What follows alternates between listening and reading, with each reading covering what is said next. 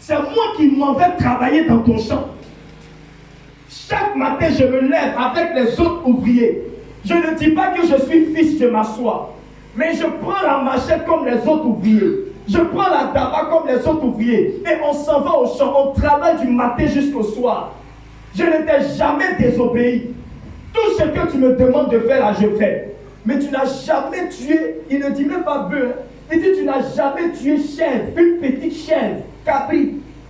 Petit de cabri. Tu n'as jamais tué ça pour me donner. Non, papa, tu es mauvais.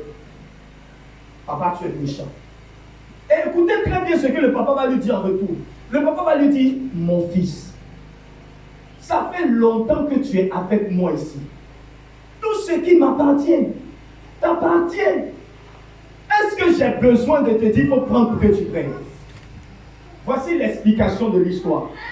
Alors vous devez savoir que le texte qu'on vient de lire fait partie des paraboles. Dans la Bible, il y a plusieurs paraboles que Jésus utilise. C'est quoi une parabole?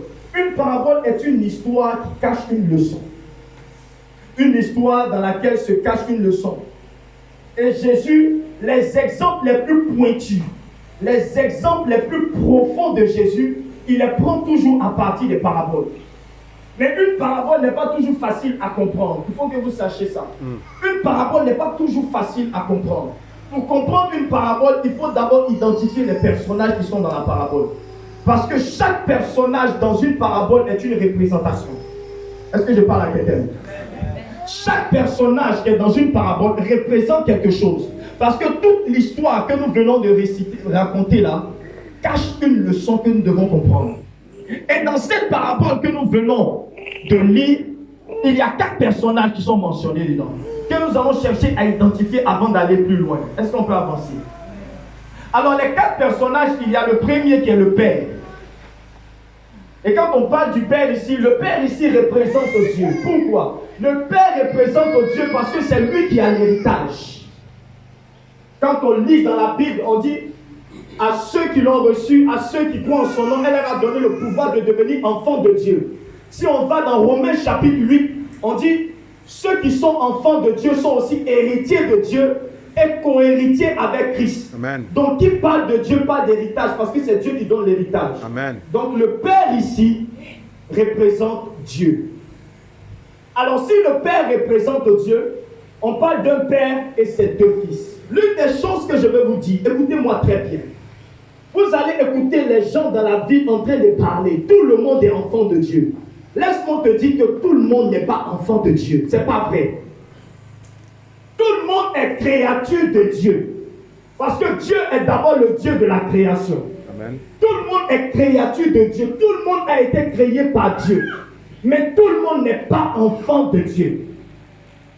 Dans Romains chapitre 8, la Bible dit, ceux qui sont conduits par l'Esprit de Dieu sont appelés fils de Dieu. Donc si ici le Père représente Dieu et qu'on parle des fils, alors on est en train de parler ici des chrétiens. Donc on parle de Dieu et de ses 2 fils. Ça veut dire Dieu et 2 types de chrétiens. Est-ce que tu comprends? Est-ce que tu comprends bien? Le Père et 2 fils. Si le Père c'est Dieu et qu'on parle des fils de Dieu, alors on parle des chrétiens. Parce que ce sont les chrétiens qui sont appelés fils de Dieu. Pourquoi? Parce qu'ils ont en eux la marque de Dieu. C'est quoi la marque de Dieu? La marque de Dieu, c'est le Saint-Esprit. Donc on parle de Dieu et de ses fils, des chrétiens, et 2 catégories de chrétiens. Le deuxième personnage ici, c'est celui qu'on appelle le fils aîné. N'est-ce pas?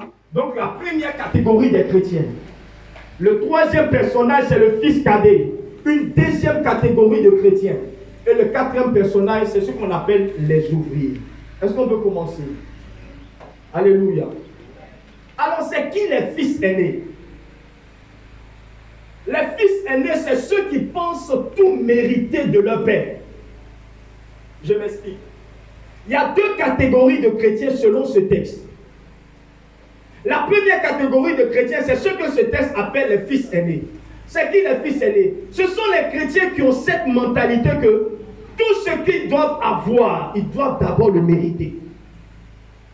Si Dieu doit leur donner quelque chose, Dieu doit leur donner parce qu'ils méritent. Dieu doit leur donner parce qu'ils ont travaillé. Dieu doit leur donner parce qu'ils se sont sanctifiés. Écoutez bien ce que le fils aîné dit. Il dit, ça fait longtemps que je suis avec toi. Ça fait longtemps que je te sers. Je ne t'ai jamais désobéi. Ça veut dire que le but pour lequel il était en train de servir son père toutes ces années, c'était pour qu'un jour son père se souvienne de lui pour le bénir. Il dit, ça fait longtemps que je ne t'ai jamais désobéi. Il n'y a pas un ordre que tu as dit et que je suis allé contre. Ça veut dire que tous les efforts qu'il faisait chaque jour pour se sanctifier, il le faisait pour que son père se souvienne de lui pour le récompenser. Écoute-moi très bien. Toutes les fois où tu penses mériter quelque chose de Dieu, tu te disqualifies. Est-ce que quelqu'un comprend ce que je dis? Toutes les fois où tu penses mériter quelque chose de Dieu, tu commences par te disqualifier. On ne se sanctifie pas pour que Dieu nous récompense, c'est pas vrai. Quand on lit Hébreux chapitre 12, verset 14, la Bible dit quoi? La Bible dit, sans la sanctification, nul ne verra Dieu. Ça veut dire qu'on se sanctifie à cause d'une bonne relation avec Dieu. Et une bonne relation avec Dieu est fondée sur l'amour qu'on a pour Dieu. Donc toute sanctification qui n'est pas basée sur l'amour est une recherche de mériter une récompense. Est-ce que tu comprends? Si tu te sanctifies, si toi tu n'es pas dans les affaires de go, de gars, de je ne sais quoi, que tu te sanctifies, c'est une bonne chose. Mais le problème, c'est dans quel esprit tu te sanctifies. Est-ce que tu te sanctifies pour que Dieu te récompense? Ou bien tu te sanctifies pour conserver une bonne relation avec lui qui est basée sur l'amour que tu as pour lui? C'est ça la grande question. Parce que le texte ici, quand il parle des deux catégories de chrétiens, il parle de leur mentalité. Et vous avez écouté avec moi ce qu'il a dit. Il dit, je ne t'ai jamais désobéi. Il n'y a pas un jour que je suis allé contre ce que tu as dit. Et toujours je te sers. Ce genre de chrétiens finissent par être les plus frustrés. Vous allez voir les chrétiens, ils viennent à l'église. Ils sont toujours là à l'église. Ils sont même les premiers à l'église. Il va balayer, il va essuyer, il va chanter, il va diriger, il va tout faire. Mais tout ce qu'il fait, tout le travail qu'il fait, il fait dans le but que Dieu le récompense. Et ce genre de chrétiens qui ont cette mentalité, très souvent deviennent des sorciers. Est-ce que quelqu'un me suit? Amen. Ce genre de chrétiens qui ont cette mentalité, très souvent deviennent des sorciers. Parce que ce sont des gens qui n'arrivent pas à accepter que quelqu'un qui ne prie pas comme eux, quelqu'un qui ne gêne pas comme eux, quelqu'un qui ne vient pas balayer l'église comme eux, quelqu'un qui n'est pas toujours là comme eux soit béni. Ce n'est pas normal pour eux. Alléluia. Amen. Normalement, si Dieu doit bénir, Dieu doit d'abord me bénir parce que c'est moi qui fais tout le travail. Alléluia. Amen. Est-ce que tu commences à me comprendre? Ça, c'est le premier type de chrétien. Ils n'acceptent pas. Vous allez voir des chrétiens, quand une soeur vient, un frère vient, ils viennent d'arriver et ils commencent à être bénis. On dit, il faut regarder au fond, est-ce que c'est vraiment Dieu qui l'a béni? Un frère qui a l'apparence d'être charnel, souvent il porte les jeans plaqués, elle porte les petites robes, et puis elle vient s'arrêter, elle dit Alléluia, Dieu m'a béni avec une voiture. Elle dit, elle c'est pas mari de quelqu'un qui lui a donné. C'est un type de chrétien qui n'arrive pas à accepter que Dieu peut bénir quelqu'un sans qu'il n'ait fait quoi que ce soit. Et ces gens-là deviennent des aigris. Or, les aigris sont les cousins des sorciers. C'est pourquoi dans beaucoup d'églises, vous allez partir trouver des gens sont nombreux. Ça fait 10 ans, ça fait 20 ans, ils sont à l'église. Bénédiction n'est jamais tombée sur eux. Et ils sont devenus des sorciers. À force de croire, à force de penser que Dieu récompense ceux qui travaillent. Alléluia. Amen. L'héritage que nous recevons de Dieu n'est pas dû à nos efforts, mais à notre position. Amen. Alléluia. Amen. Je ne reçois pas l'héritage de mon père parce que j'ai travaillé. Qui de nous ici va vérifier quel est le travail que son enfant a fait avant de lui donner à manger? Dites-moi, est-ce que vous qui avez des enfants, Vous attendez que vos enfants travaillent avant de leur nourrir? Non. La Bible dit, c'est en vain que vous vous levez tôt et vous vous couchez tard et vous mangez le pain de douleur. Mais moi, Dieu, je donne autant à mes enfants, même quand ils sont dans le sommeil. Amen. L'héritage ne dépend pas de ce que tu fais. L'héritage dépend de qui tu es. L'héritage que je reçois de mon papa ne dépend pas de ce que j'ai fait, dépend de son nom que je porte. Amen. Tu ne m'as pas dit amen. C'est parce que je porte le nom de mon père que j'ai droit à l'héritage. L'héritage est un droit, l'héritage n'est pas un mérite.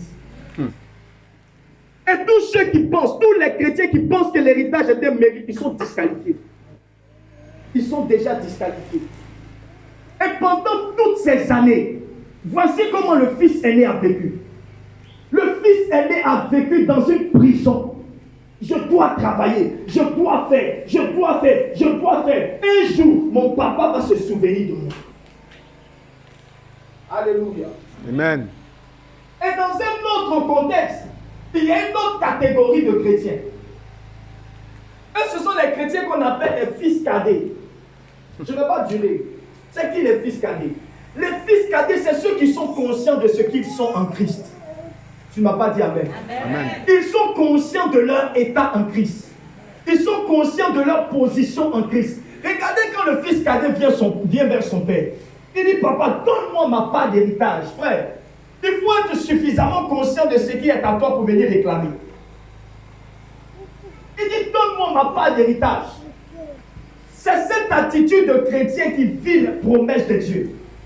C'est cette attitude de chrétien qui vit les grâces que Dieu a prévues pour elle. Alléluia. Amen. Il dit, donne-moi ma part d'héritage. Les fils cadets, ils connaissent leurs droits et vivent la grâce. Amen. En 2023, Dieu t'appelle à moissonner. Amen. Mais tu dois d'abord changer ta mentalité. Tu ne vas pas moissonner seulement parce que tu as forcément travaillé et sémé. Il ne faut pas confondre les principes du royaume et l'héritage que nous avons en Jésus-Christ. Il y a les principes du royaume, par exemple, si tu veux l'argent, il faut s'aimer l'argent. Amen. Ça, ce sont les principes. Mais il y a un héritage en Christ. Des choses que Dieu lui-même a prévues pour ses enfants. Des choses pour lesquelles il est parti mourir à la croix. Des choses pour lesquelles lui-même là, il s'est donné pour nous. C'est un héritage qu'il a réservé pour nous. Et l'apôtre Paul, qui a eu la révélation de ça, il dit quoi? Il dit, ce sont les choses que l'œil n'a point vues, que l'oreille n'a point entendues, qui ne sont point montées même au cœur de l'homme. Des choses que Dieu a réservées. Frère, quand Dieu a réservé pour toi, il n'y a plus d'effort à faire. C'est quel effort tu veux faire pour mériter? Dieu a déjà réservé. Écoutez bien la citation du Père. Il dit, mon fils, ça fait longtemps que tu es là avec moi. Tout ce qui est à moi est à toi. Amen. Tout ce qui est à moi, c'est pour toi. Parce que tu es chrétien, parce que tu es un enfant de Dieu, tu mérites déjà la grâce de Dieu. Amen. Tu mérites déjà l'héritage qu'il a réservé pour toi. Amen. C'est ton droit. Et tu dois le vivre cette année 2023. Amen. Je n'ai pas bien entendu ton amen. Amen. Tu dois le vivre cette année 2023. Les choses que Dieu avait d'avance réservées pour toi vont commencer à s'accomplir pour toi en 2023. Amen. Ne pense pas que c'est à force d'efforts que tu vas rentrer dans l'héritage. C'est pas vrai. L'héritage est un droit. Alléluia. Amen. Mais la grande question que je veux poser ce matin, quelle est la différence entre ceux qui vivent leur héritage et ceux qui ne le vivent pas? La différence entre ceux qui vivent leur héritage et ceux qui ne le vivent pas se trouve d'abord dans la conscience qu'ils ont de l'héritage. Mais dans la conscience de ceux